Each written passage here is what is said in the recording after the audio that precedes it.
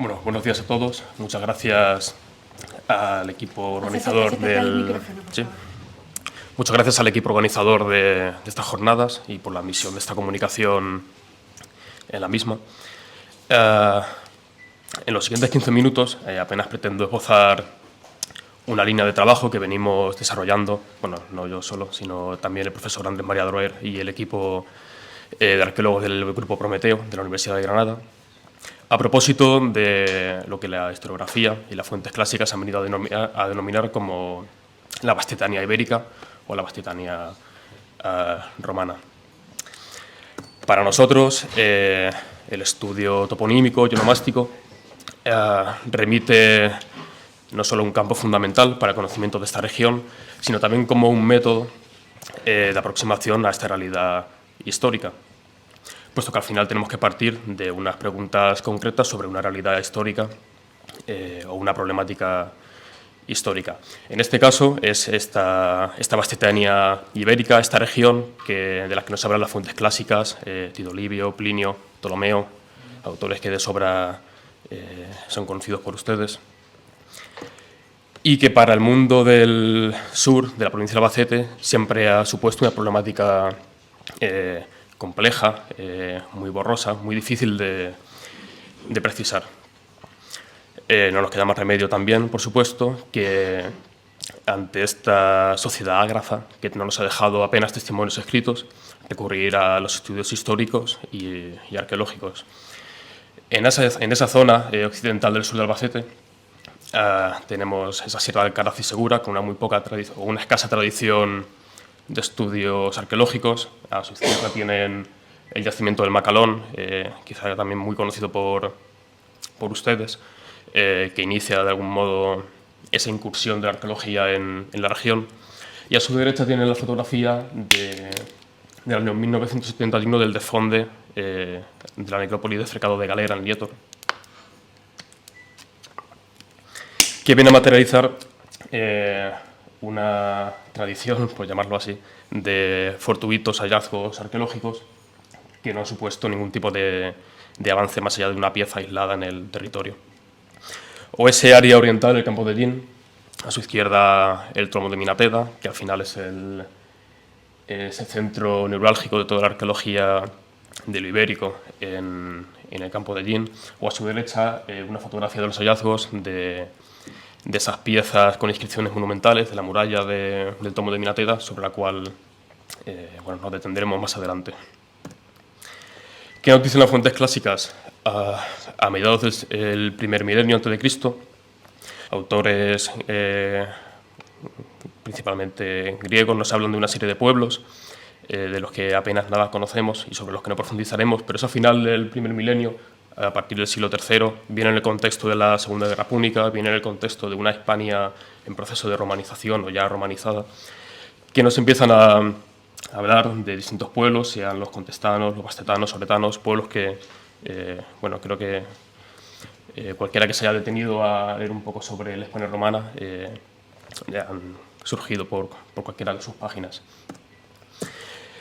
Esa tradición de la historiografía española, bien desde la perspectiva histórica, bien desde la arqueológica, ha pretendido localizar, trazar fronteras sobre el plano de estos pueblos en el sur y sureste de la península ibérica. A su izquierda tienen los planos de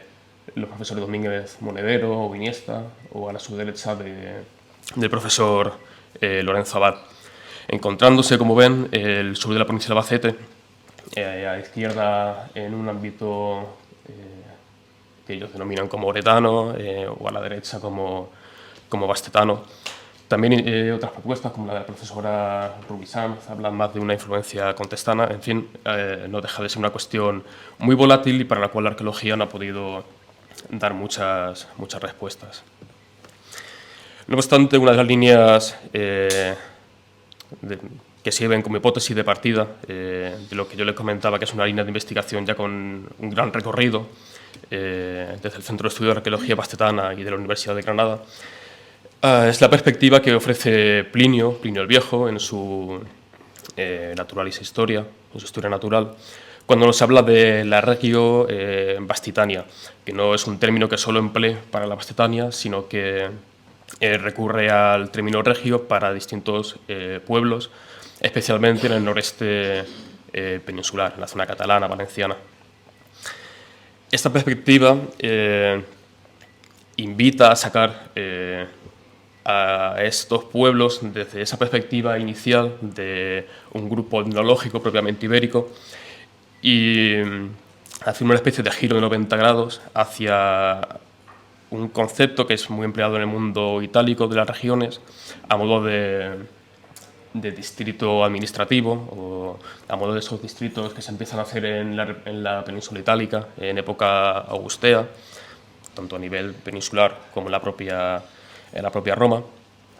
y que han servido en esta línea de trabajo para proponer, y también seguida por distintos autores, Roldán, Hervás, Albertini, para hablar de que la Bastitania no sería solo un grupo étnico, sino que además nos estaría hablando un poco, es una cuestión bastante emborrosa en realidad, de una entidad administrativa previa a los conventos previamente romanos. Esta perspectiva lo que nos invita, de un modo u otro, es a no buscar solo elementos ibéricos para poder caracterizar los antiguos nombres de la Bastitania, sino empezar a mirar ya más a un mundo mucho más romano. Yo les presento a continuación un plano de las ciudades que nos traslada el geógrafo Ptolomeo, un autor del siglo II después de Cristo, de la que bien es conocida su obra Geografía. Nos hablan de más de 8.000 nombres propios en su obra que han permitido caracterizar, un poco grosso modo, lo que sería la Bastitania, a menos en el momento en el que nos traslada esta información. Como ven, ocupa parte del sureste peninsular, las provincias de Granada, Almería, el occidente murciano, sur albaceteño, parte de Jaén.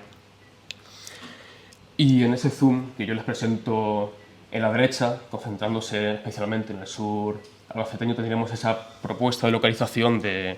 estas ciudades. Como sabrán, estas ciudades de Ptolomeo apenas viene citada en el propio nombre y unas coordenadas que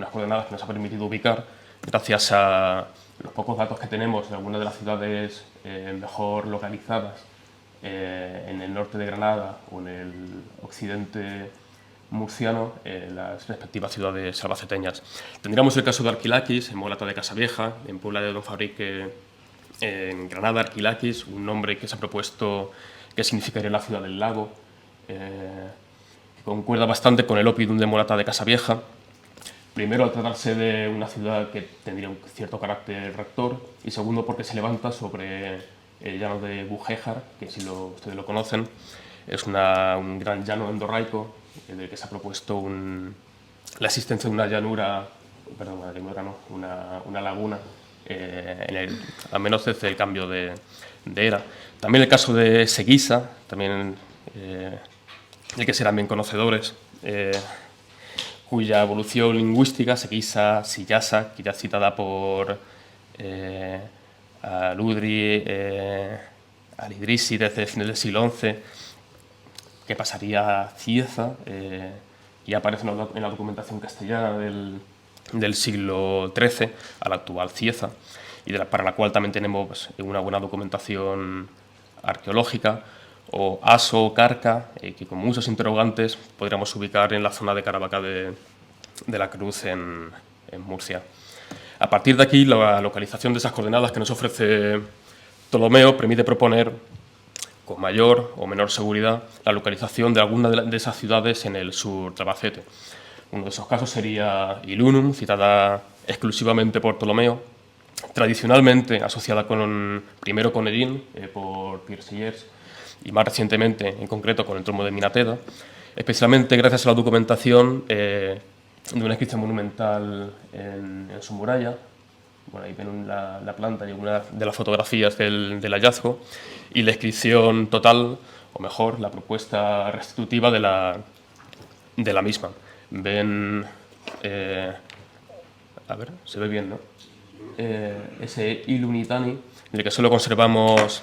las 3 últimas letras, pero que ha permitido proponer a los profesores Juan Manuel Abascal y el profesor Lorenzo Abad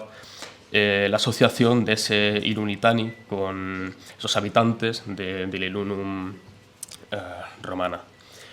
Y, por supuesto, como veían antes, esa evolución lingüística, Ilunum, Ello, Madinatiyu, Medinatea, Minateda, o así se ha propuesto. Por otro lado, tendríamos Túrbula, citado por Livio y Apiano en el contexto de la Segunda Guerra Púnica, también por Ptolomeo, como les comentaba, ya en el siglo II, que se ha propuesto exclusivamente por analogía lingüística o toponímica con Tobarra, eso sí, sin ningún tipo de base documental o arqueológica. Si bien es cierto que en las inmediaciones está el yacimiento de Castellar de Sierra, no sé si ustedes lo conocen, y la reciente revisión de los fondos arqueológicos en el Museo de Albacete ha permitido que conozcamos un extenso yacimiento en época imperial que podría tener algún tipo de vinculación con esta ciudad. En tercer lugar tendríamos Viguerra, citada por Livio, también en el contexto de la Segunda Guerra Púnica, en el marco del paso de las tropas romanas desde Castro Albo, que se ha propuesto en el Tosal de Manises, en Luquentum, Alicante, y Liturgi, en las inmediaciones de Mengíbar, Jaén. Hay multitud de propuestas, un cortijo llamado Becerra en Guadix, en Granada, el poblado de los Ayozos en Montejícar, también existe una bogarra en Caudete, o la bogarra de la Sierra en la Sierra de Alcaraz, en Albacete. Las recientes prospecciones arqueológicas que hemos desarrollado, no con objeto de encontrar la ciudad perdida de Viguerra, sino con objeto de contextualizar uno de esos hallazgos arqueológicos de mediados del siglo XX, nos ha permitido reconocer un gran conjunto arqueológico que permite ubicar un gran conjunto, una importante ocupación tanto tardo-republicana como romano alto imperial, es decir, bastante en sintonía con lo que nos transmiten las fuentes cuando nos hablan de esta Viguerra. Cuestión que no hemos podido localizar para las otras localizaciones. Voy un poco más rápido. Pucialia, aludida en el itinerario Antonino y por Ptolomeo, también sin ningún tipo de evidencia arqueológica, o mejor, sin ningún tipo de seguridad propuesta en el Cerro de los Santos, en Montalegre del Castillo. Sáltiga, citada por Ptolomeo, los vasos de Vicarelo, y propuesta en Chinchilla, también en el marco de esas comunicaciones entre Complutum y Cartagonova, como también era Cieza, o Vérgula, que se ha propuesto en el Reolid, no sabemos muy bien por qué, porque no hay ningún tipo de base documental, arqueológica o parecido lingüístico. Con esto presentamos ese plano que ven en pantalla de lo que podría ser esa Bastetania septentrional en la zona albaceteña, también con la ubicación de algunos de esos nombres romanos como Eliqué, que se ha entendido o se ha pretendido buscar en Elche de la Sierra. Y sobre todo yo les traigo una reflexión, y esperando que podamos discutir esta mañana, sobre las posibilidades que tienen estos estudios toponímicos, onomásticos, para dar respuestas a estas problemáticas históricas. Al final estamos dándole una vuelta a eso que entendíamos por la Bastetania ibérica, y ahora estamos empezando a entender que estaríamos entre ese posible distrito administrativo romano, bien para dar salida a poblaciones en otros conflictos bélicos en el norte peninsular, intentar controlar ese complejo territorio montañoso del norte de Granada, al sur de Albacete, explotar las minas o incluso parcelar ese territorio tan amplio del sur peninsular para la recaudación fiscal, la administración o el censo. Y por mi parte esto es todo. Espero que este neófito les haya causado algún tipo de impresión con esta propuesta y que podamos hablar de esto más adelante. Con todo, muchas gracias.